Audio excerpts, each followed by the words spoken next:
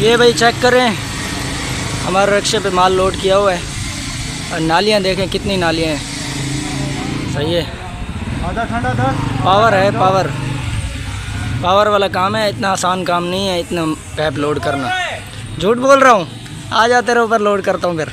भाई ये भाई बैठा हुआ है, ये कह रहा है झूठ बोल रहा है। ये देख सकते हैं आप कितने पैप है। इसने किया नहीं किया, हमने किया या हमारे ऊपर कुछ न देख लें। हाँ हमारे ऊपर भी देख लें, ये देखें। नहीं है भाई, ये बैठे बैठे हाय हाय हाय, नहाया हुआ है पूरा ये पैप लोड कर करके गर्मी में। बोरिंग लगा हुआ है, हमने पानी डाला हुआ है ऊपर। बस अल्लाह से दुआ करेंगे, इतनी गर्मी भी है, मज़दूर लोग तो काम करते हैं, हम भी अपना काम कर रहे हैं। शुक्र है हो रहा है, वक्त गुजर रहा है। और रात के वक्त ये एक कस्टमर आया तो बस ये लोड करके लेके जा रहे हैं।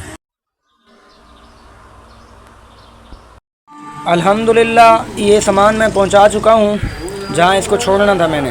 बस इसको अब खोलना है और उतार के वापस घर की तरफ जाना है।